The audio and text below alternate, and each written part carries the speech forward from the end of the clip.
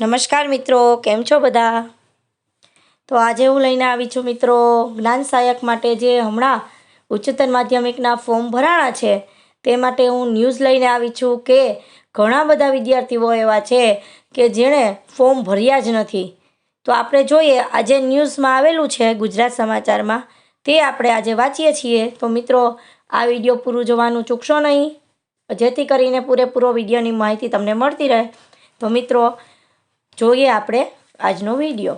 તો જોઈએ ધોરણ 11-12ની સ્કૂલોમાં જ્ઞાન સહાયક માટે લાયક હોવા છતાં પણ 4000થી વધુ અરજી જ ન કરી. 4000થી વધુએ અરજી જ નથી કરી. જુઓ મિત્રો કે 11-12 સ્કૂલોમાં જ્ઞાન સહાયક માટેની ટાટ મેન્સ પરીક્ષાનું પરિણામ કરાયા બાદ ક્વોલિફાઈ ઉમેદવારો પાસેથી અરજીઓ મંગાવાઈ હતી, પરંતુ પાસ થયેલા 15000થી વધુ ઉમેદવારોમાંથી 4000થી વધુ ઉમેદવારો ક્વોલિફાય થવા છતાં પણ અરજી જ નથી કરી. વિચારો મિત્રો કે 4000 વિદ્યાર્થીઓ એવા છે કે જેણે જ્ઞાન સહાયકમાં અરજી જ નથી કરી, પાસ છે છતાં પણ એને અરજી કરી નથી. 15000થી વધુ ઉમેદવારો ટાટ પાસ થયા છે, 11થી વધુ ઉમેદવારોએ અરજી કરી છે. જો રાજ્યની સરકારી ગ્રાન્ટેડ ઉચ્ચતર માધ્યમિક સ્કૂલોમાં હંગામી ધોરણે જ્ઞાન સહાયકો નીમવાની સરકારની યોજના અંતર્ગત higher secondary TAT HS prelims અને ટાટ મેન્સની પરીક્ષા લેવાઈ ગઈ છે મિત્રો. 41000થી વધુ ઉમેદવારો ટાટ મેન્સ પરીક્ષા માટે લાયક થયા હતા, જેમાંથી મેઇન પરીક્ષામાં 15000થી વધુ ક્વોલિફાઈડ થયા હતા. ગુણ ચકાસણીની પ્રક્રિયામાં 20 ઉમેદવારોના માર્ક્સ વધતા તે ક્વોલિફાય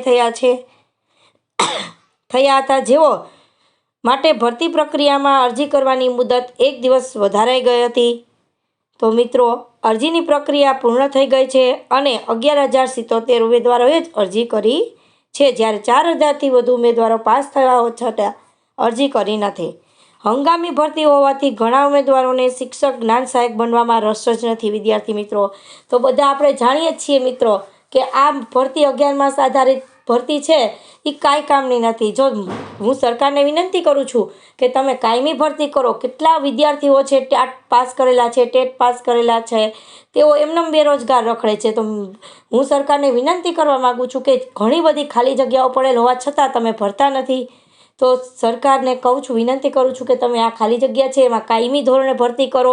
હવે 11 માસના કરાર આધારિત ભરતી કરશો તો ઘણા બધા વિદ્યાર્થીઓ બીજે શહેરમાં રહેતા હશે અને બીજા ગામમાં મળ્યું હશે, તો એ લોકોને કેટલો બધો પ્રોબ્લેમનો ફેસ કરવો પડશે મિત્રો. એટલે મિત્રો હું પણ સરકારને એટલી જ વિનંતી કરું છું કે જ્ઞાન સહાયકની ભરતી રદ કરી દે.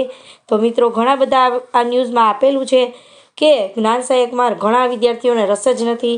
અરજીની પ્રક્રિયા બાદ હવે ઉમેદવારોનું પ્રોવિઝનલ મેરિટ લિસ્ટ જાહેર કરાશે. તો મિત્રો ઘણા બધા વિદ્યાર્થીઓ અત્યારે ટેટ ટાટની એક્ઝામની તૈયારી કરી રહ્યા છે. તે વિદ્યાર્થી મિત્રોને પણ મારી એક વિનંતી છે કે મેં ઘણા બધા વિડીયો અગાઉમાં મૂકેલા છે, તે પણ તમે જોવાનું ચૂકશો નહીં મિત્રો, જેથી કરીને તમને આવનાર એક્ઝામમાં ખૂબ જ ઉપયોગી થશે.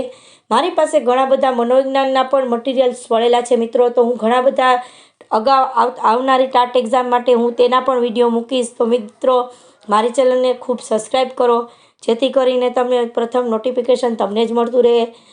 મિત્રો ઘણા બધા વિડીયો છે તે તમે જોવાનું ચૂકશો નહીં. થેન્ક યુ મિત્રો.